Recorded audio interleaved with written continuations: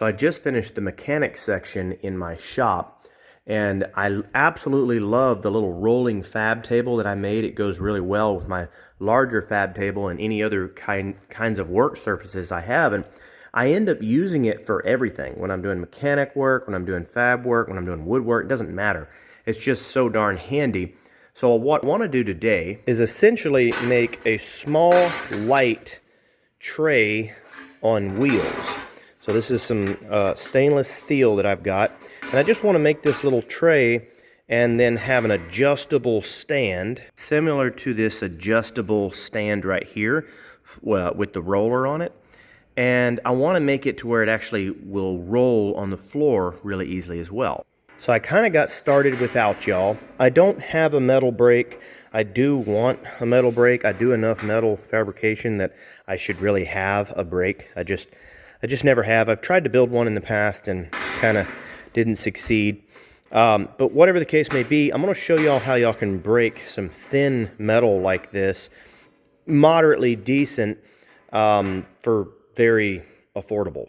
All right, so when I broke these two sides right here, they're a little bit easier to break. So I just clamped them straight down to the table, and then you can take a block of wood and lay it down on top, okay? But when you break, after you've already got this side right here, like both of these two sides up, it's a little bit harder to break this side and this side. So what I end up doing is taking a board that fits. You know, you kind of have to cut a 2x6 or a 2x4 or something like that out that will fit into the tray or box that you want. Now this is 20 gauge stainless steel. It isn't that much thicker than a piece of corrugated tin that I've got right here. So you want to take that and you want to lay it pretty much right on this edge, and I'll show you in just a second what that's going to look like. And then you'll have like a little piece of scrap 2x4 that will just kind of support the back side, just so you've got everything somewhere close to level. Nothing has to be exact here. The closer your fit, the better your bend is going to be, but it doesn't have to be exactly perfect on something like this. You just kind of have to decide how picky you want to be. Okay, so that's pretty close right there. You don't want to overhang this way. You'd rather be tucked out just a little bit, but you want to be the same because you can make that bend look a little funny. I did do that in one of the corners, but it's fine. I mean, it's just a tray. We want to try to make it look as good as we can. I got this, these are sink blanks is what they are. They're blank pieces of stainless in order to press out a sink. And I got these from a scrapyard on a trade. I did a trade with someone, and they came from the scrapyard, and I got a whole bunch of them. I've used them here and there for a couple little things. They've come in handy a lot, but I really didn't. You know, it's kind of nice. I always kind of like the whole trade aspect. If you can get it right, because you know there's no real way to tax a trade, you know. So if you're gonna get this to bend down correctly with a hammer, you don't want to try to do it all at the same time. You kind of want to take your time on it and get it just right. So personally, I prefer this little small hammer. It's not real heavy, and it kind of keeps me from doing too much at the same time. Plus the face is smaller. Now you do want to make sure, especially if it's on something that you're trying to keep halfway nice, you want to make sure the face of it is fairly smooth, it's not all beat up. But you just want to be able to take slow, no, not necessarily slow, but just even blows all the way across, and just take your time. So you can just kind of watch. So once you start to get your bend just right, then after that, it really is just a matter of pretty much even hits all the way across, but always checking for a little high spot. Nothing crazy. Always check at the end each time, make sure we're not going over.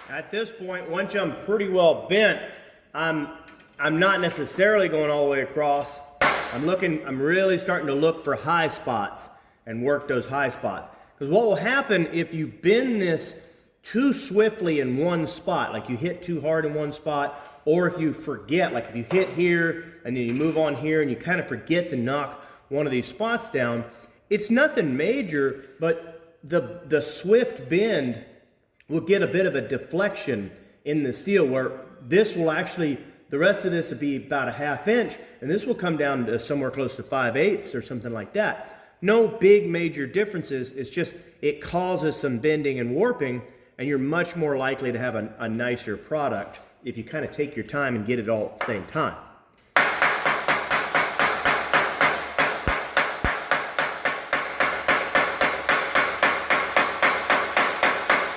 Now this very last end of the product, once you're really getting it hit down, it works better and easier if you're hitting against a hard piece of metal. So like on the other two sides, I had the advantage to fold it down over this table. I could fold it on this table right here and I could really get it smoothed off, kind of like hitting an anvil surface. But because now I'm using a 2x4, I didn't want to waste a chunk of metal and cut a chunk of metal just for cutting this one box. It is not going to do quite as well. If it was solid oak, it would do a little better. But ideally, if you knew you were going to do a lot of these, you would have a metal box, something like this right here, that you could form your box all the way around. Like if you knew that you were going to do a lot of them, then you would just have that, and it's a heavy, nice, flat, rigid surface. But this works just fine for what we're doing.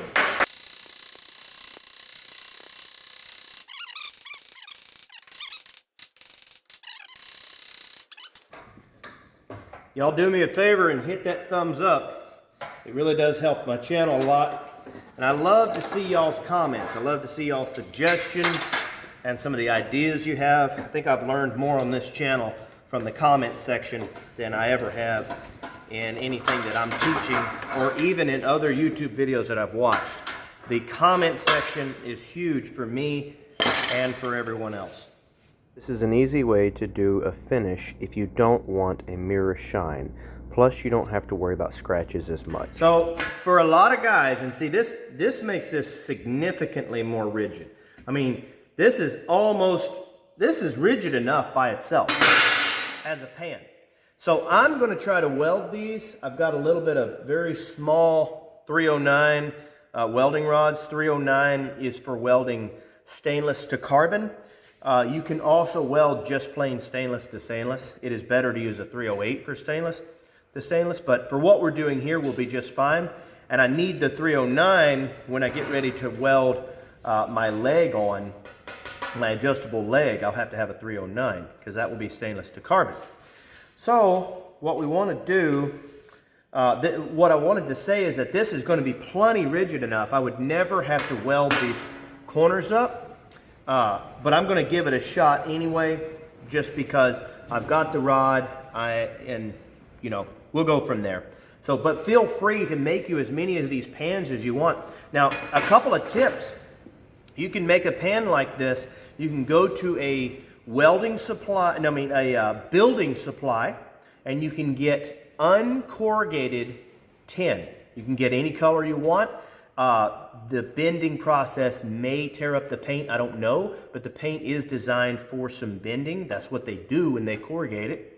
I haven't tried that yet, but what I have tried is just plain Galvalume uncolored stuff. But you can make any kind of a metal box you want out of that. You can also just go buy plain thin steel, and you can do it with thicker steel. Maybe we'll do a video on that as well. If you score the lines with a cutoff wheel or something like that, you'd score the line, and then you can make that bend quite a bit easier.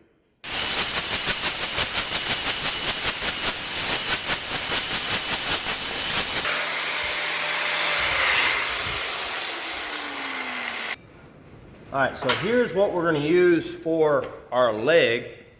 It's just going to be a single leg, sleeved leg. That's a 1-inch piece of tubing and a 3/4 inch piece of tubing. I would have liked the 1-inch tubing to be a little bit more of a heavier gauge. All I had was 11 gauge. But the issue is you've always got that weld seam inside there. Now, there is ways to get this weld seam out and take care of this, and maybe we'll go over that in a video sometime. But what you can do when you're buying this, first of all, if you don't have to have a super tight fit, and I'm going to show y'all how to, like this is a looser fit, I'm going to show y'all how to make that a nice tight fit regardless. We'll show y'all that here in just a couple minutes.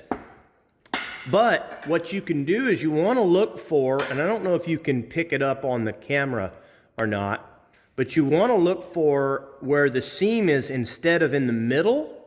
You want to try to find a piece of tubing where the seam is on the side. You get less resistance that way and it's not as bad. The second thing you want to look for is, you know, the seam is always different. Some of them are really big and jagged and some of them are actually really smooth. So I found a piece of tubing that, you know, I went and bought brand new tubing. I didn't get this from the scrapyard like I do normally. But I found a piece that had a very nice seam all the way to the edge, and the seam is very small. So that helped me a lot.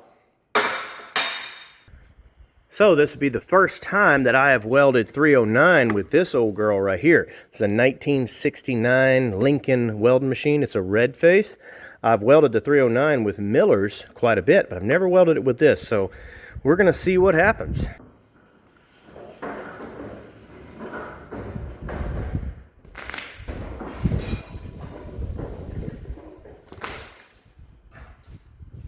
I got to get my 220 wired up here so I can go back to using my MIG machine for stuff like this.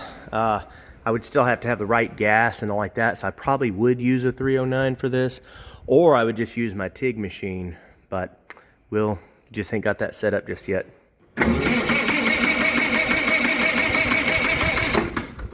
Come on, old girl.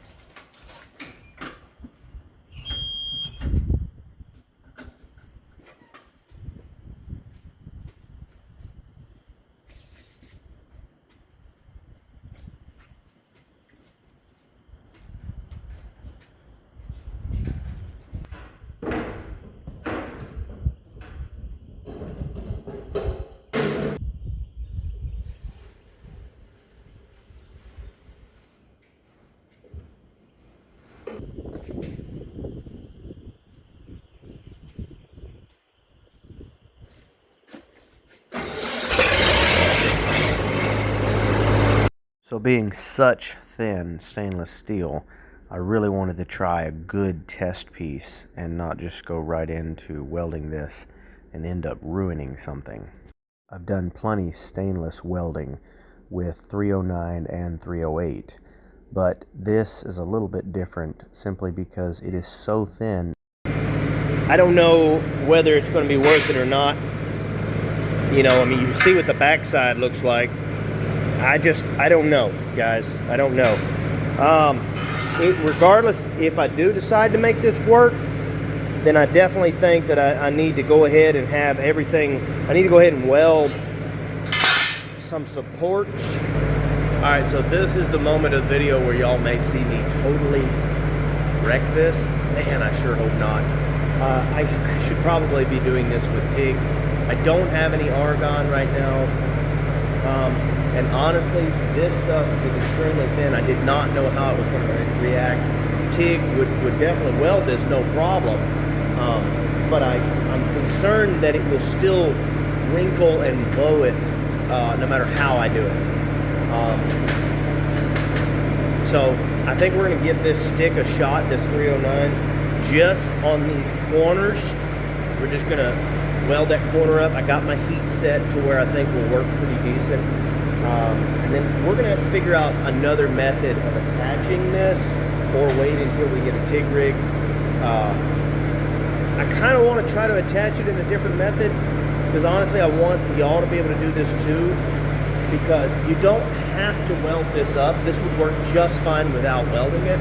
So I kind of want to find a method that would work for everyone, not just somebody that has the capability of welding with TIG. So I've been making these little trays like this for quite a little while now.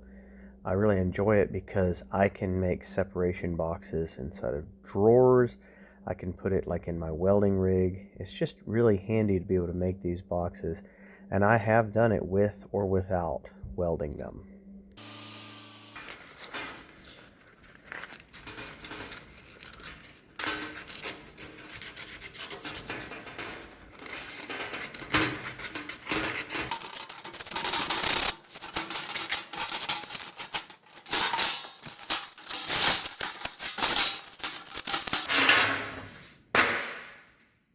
All right, so I got to thinking that this being a mechanics pan, that you're going to have some tools that you just got done working on in there. It's possible you might end up with a little oil or something in there. So I decided, you know what, makes sense to weld off 3 corners and then put me a little drain spout just to where that, you know, to keep most of that oil out and all like that. So that's exactly what that's for. If you buy that, then I don't know what to tell you. There's no way that that spout actually is there, because I burned one of these super thin corners out while welding it up. That would have never happened. I didn't cut that in right there to try to hide that, because I'm perfect in every way. This is some really, really thin stuff. And then, of course, being stainless, it's finicky on top of that. So I am definitely going to find another way to attach this. All right, guys, so this video is turning into a very lengthy video, so I think we're going to break it up into 2 videos. We just did this right here, and then in the next video, we'll work on our extending stand, and I'm not sure exactly what we're going to do on the base, but I'm thinking about using these wheels, and I want to use 3. I think I want to use 3 of them. For the next one. So I appreciate y'all watching. I do hope this video will help you in some way. You don't necessarily have to weld your corners, and this trick works really, really well in a lot of ways. I've just never used this specific stainless before. So kind of ran into a couple snags, but I've enjoyed the process, and I don't know for sure if I want to attach it with TIG or how I want to go about it yet, but we're gonna cover all of that in the next video. Thank y'all, guys.